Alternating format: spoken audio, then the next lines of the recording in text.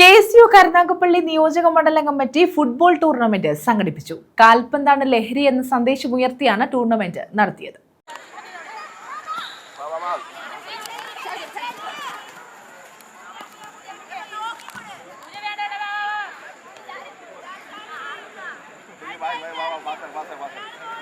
കാൽപന്താണ് ലഹരി എന്ന സന്ദേശമുയർത്തിയാണ് ലഹരിക്കെതിരെ ഫുട്ബോൾ ടൂർണമെന്റ് സംഘടിപ്പിച്ചത്.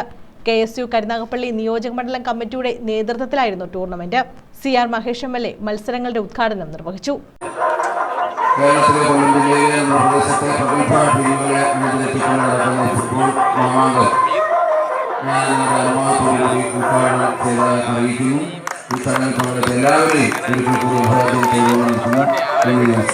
KSU കരുനാഗപ്പള്ളി നിയോജക മണ്ഡലം പ്രസിഡന്റ് ഇന്ദ്രജിത്താർ അധ്യക്ഷത വഹിച്ചു.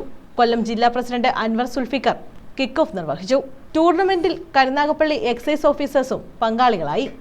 Congress block president BS Vinod, Karunagappally block president advocate KA Jawad, Alappad മണ്ഡലം പ്രസിഡന്റ് ഷിബു, ഷെഫീഖ് വെളുത്തമണൽ അസീസ്, വരുൺ ആലപ്പാട്, നിഷാദ് കല്ലേലു ഭാഗം, അനുജിത്ത്, സുഹൈൽ, മുഹസിൻ മേടയിൽ, സിയാം മുഹസിൻ തുടങ്ങിയവർ നേതൃത്വം നൽകി.